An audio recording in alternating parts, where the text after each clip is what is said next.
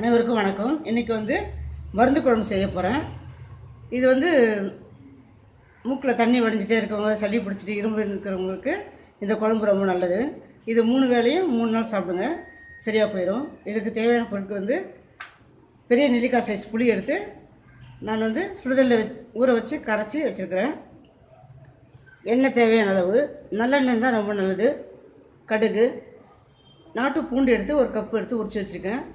உங்களுக்கு நாட்டு பூண்டு இல்லைனா பரவாயில்ல, மலை பூண்டு இருந்தாலும் நீங்கள் 4-5 எடுத்து உரித்து கட் பண்ணி வச்சுக்கோங்க. ஸ்பூன் தேவைக்கேற்ப உப்பு, வெந்தயம், கடுகு வறுத்து பொடி பண்ணி ஒரு அரை ஸ்பூன் எடுத்து வச்சுக்கேன்.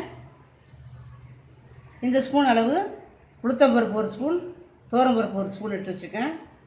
மிளகு 1.5 ஸ்பூன், சீரகம் 1.5 ஸ்பூன், சுக்கு இந்த அளவு எடுத்து வச்சுக்கோங்க. மிளகாய் ஒரு 8 மிளகாய், இதெல்லாம் வறுத்து அரைக்க போகிறோம். இப்போ வாங்க நம்ம எப்படி செய்யலாம்னு பார்க்கலாம். அடுப்பு பற்ற வச்சு ஒரு கடாயை வச்சிடலாம். கடாய் நல்லா காஞ்சிச்சு. இந்த எடுத்து வச்சுக்க பருப்பை எடுத்து சேர்த்துடலாம். அது கூடவே இந்த மிளகாய் போட்டு நல்லா வறுத்துடலாம். எண்ணெய் விடாமல் வறுக்கணும். போட்டு அந்த பருப்பு மிளகாய் நல்லா வறுத்தாச்சு. அது கூடவே மிளகு, சீரகம், சுக்கு இதையும் சேர்த்து வறுக்கலாம். இப்போ நம்ம எல்லா பொருளும் வறுத்தாச்சு. இந்த மாதிரி சவுண்டு வரும்போது ஸ்டவ் ஆஃப் பண்ணிட்டுங்க.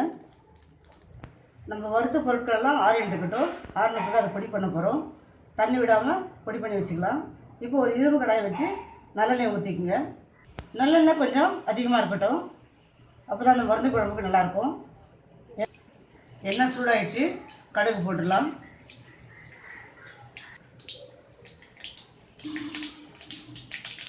கடுகு வெடிச்சதும் பூண்டு போட்டுடலாம். கலர் வந்தவொடனே நம்ம எடுத்து வச்சுக்க ஒரு பொருளை சேர்த்துடலாம். மஞ்சள் பொடி, புளித்தண்ணி,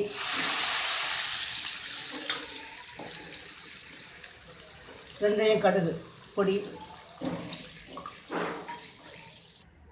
அடுத்தது நம்ம இது கூட நம்ம எடுத்து அரைச்சி வச்ச பொடி அந்த மாதிரி நைஸாக அரைச்சிடுங்க.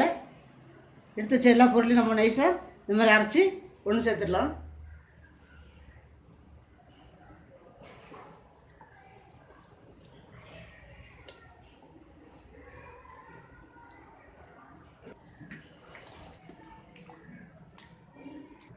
கொஞ்சமாக தண்ணி விட்டுக்குங்க. இது நல்லா கொதிக்கிட்டோம். கொதித்து எண்ணெய் பிரிஞ்சு வர அளவுக்கு நல்லா கொதிக்க விடுவோம். உப்பு சேர்த்துடலாம் தேவையான அளவு.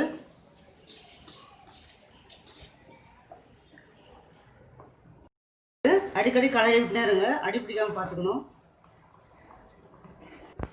நம்ம ஊற்றின எண்ணெய் இந்த மாதிரி பிரிஞ்சு வரும்.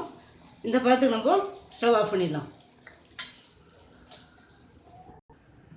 நம்மளுடைய கருவேப்பிலை போட்டு இறக்கிடலாம். இந்த குழம்பு இரும்பு கடையிலே வச்சுக்காதீங்க. இந்த மாதிரி இரும்பு ஸ்மெல் ஏறிடும். அதனால் உடனே ஒரு பாத்திரத்துக்கு மாற்றிடுங்க. ரெடி. இந்த வீடியோ உங்களுக்கு பிடிச்சிருந்ததுன்னா நீங்களே வீட்டில் ட்ரை பண்ணி பாருங்கள். உங்களோட கமெண்ட்ஸை எங்களுக்கு அனுப்புங்க. நன்றி.